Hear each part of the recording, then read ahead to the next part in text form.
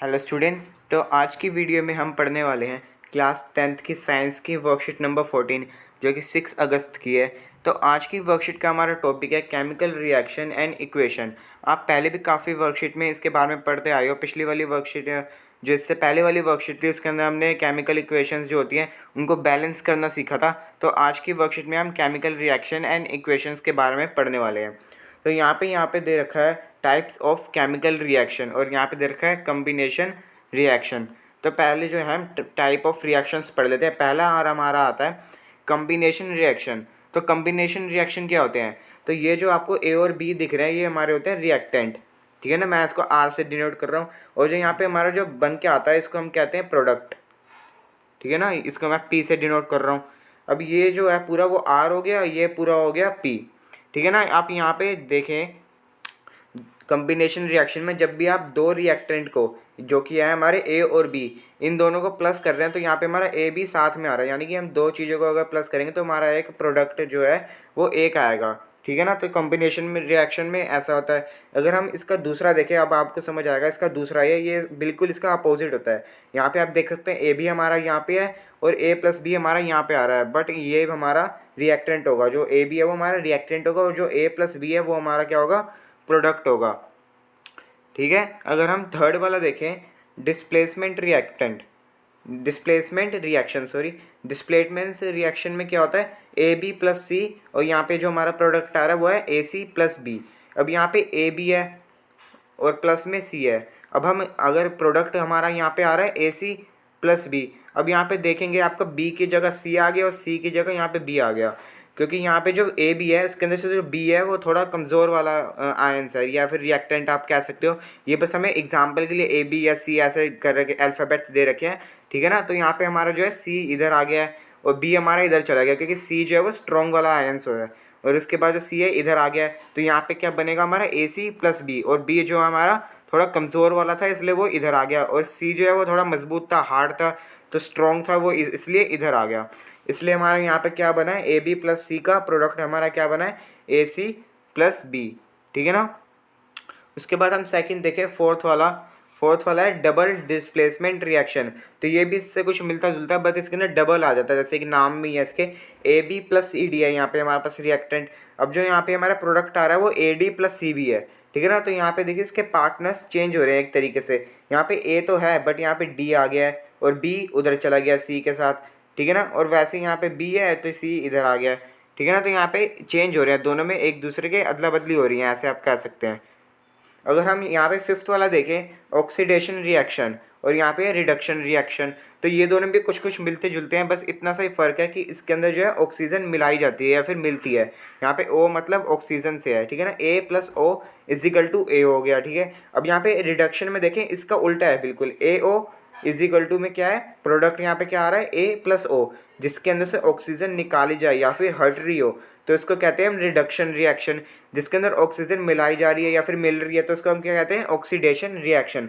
तो इसके नाम में आ रहा है ऑक्सीजन ऑक्सीडेशन, मतलब ऑक्सीजन रिएक्शन से आप ऐसे समझ सकते हैं याद रखने के लिए। अगर हम आगे जाके और पढ़े कम्बिनेशन रिएक्शन में अब आपको अच्छे से समझ आ जाएगा। ये इसी के एग्जाम्पल हैं।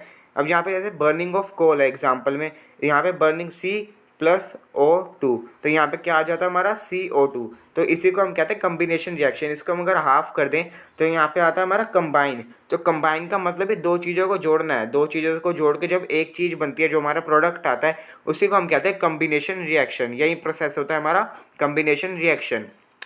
अब यहाँ पे यहीं पे डिफाइन में इन्होंने यही सेम चीज़ कह रखी है, this is one type of chemical reaction, in this reaction two और more reactants combine to form a new product. जैसा कि मैंने कहा एग्जाम्पल में C plus O2 CO2, 2H2 plus O2 is equal 2H2O ऐसे हो गया, ठीक है ना। Formation of water from H2 and O2, यहाँ पे वाटर की फॉर्मेशन हो रही है हमारी।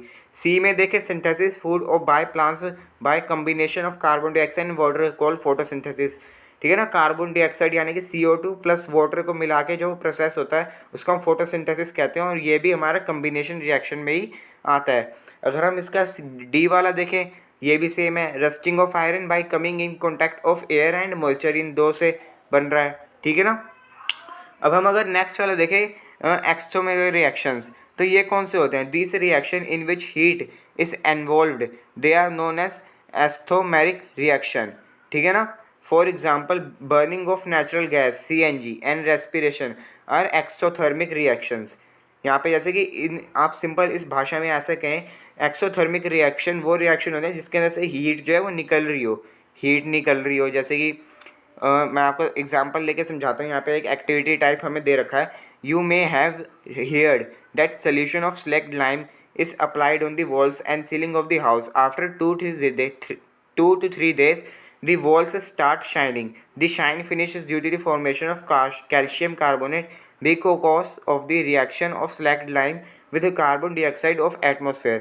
अब यहाँ पे ये कह रहा है कि जो slacked lime है जो आप अपनी दीवारों पे लगाते हो, जब आपके घर में वाइट वॉश होता है, सेलिंग्स पे लगाते हो, छत पे लगाते हो, दीवार पे लगाते हो घर की, तो 2 से 3 दिन में वो चमकने लग जाती हैं दीवारें। क्यों? वो इसलिए चमकती है, this shine finish is due to the formation of calcium carbonate. ये जो कैल्शियम कार्बोनेट है वो फॉर्म होता है, वो फॉर्मेशन होती है इसकी। क्यों होती है? Reaction of slaked lime with carbon dioxide. जब आप उसको दीवार पे लगा देते हो 2 से 3 दिन बाद वो चमकने चालू होती हैं। तब तक क्या होता है, कार्बन डाइऑक्साइड उसके साथ मिलती रहती है। और कहाँ से मिलती है कार्बन डाइऑक्साइड? हवा से मिलती है।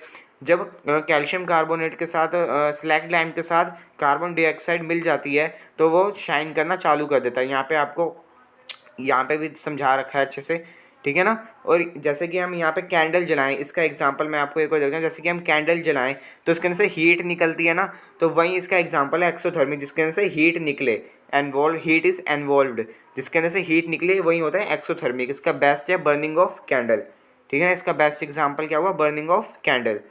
अगर हम इसके क्वेश्चन देखें, 4 क्वेश्चन दे रखे हैं, बहुत ही ईजी हैं। लेट अस प्रैक्टिस नाउ में। तो पहला हमारा quick lime and slaked lime are. Quick lime और स्लैक्ड लाइम के हमें केमिकल फॉर्मूले बताने हैं। पहले हमारा क्या है? क्विक लाइम आएगा एंड स्लैक्ड लाइम आएगा सेकंड में। तो इसका करेक्ट आंसर क्या होगा? हमारा सी वाला, ठीक है ना। CaO एंड CaOH2, इसका करेक्ट आंसर क्या होगा? हमारा सी वाला। अगर हम सेकंड वाला देखें, इसका after whitewash walls shines due to the formation of, हमने अभी वही वाला पढ़ा ऊपर, ठीक है ना। वॉल शाइन क्यों करती है? कैल्शियम कार्बोनेट की वजह से, ठीक है ना। उसके बाद हम थर्ड वाला देखें, put a sign on the reaction which is not an exothermic of the following. और यहाँ पे रेस्पिरेशन रिएक्शन देखिए, एक्सोथर्मिक मतलब जिसके अंदर से हीट निकले, ठीक है ना, जैसे मैंने आपको ऊपर समझाया। इसका तो ये होता है रेस्पिरेशन रिएक्शन, हमने अभी समझा ऊपर। बर्निंग ऑफ कैंडल भी मैंने आपको एग्जांपल देकर समझाया था, इसके अंदर से भी हीट निकलती है। सी वाला अगर हम देखें, सी वाला इसका करेक्ट होगा। क्यों? Dipping a piece of iron in water, हम वाटर के अंदर एक आयरन का पीस डिप करें तो कुछ होगा थोड़ी ना, हीट थोड़ी ना निकलेगी उसके अंदर से, ठीक है ना। तो इसका करेक्ट आंसर क्या होगा? सी वाला। अगर हम लास्ट और फोर्थ वाला इसका देखें, which one of the following is not an example of combination reaction, इनमें से कौन सा कम्बिनेशन रिएक्शन का एग्जाम्पल नहीं है? तो इसका करेक्ट आंसर होगा सेकंड, क्योंकि 2 चीज़ों को अगर हम मिलाएं तो उसका प्रोडक्ट जो है वो एक आना चाहिए, ठीक है ना।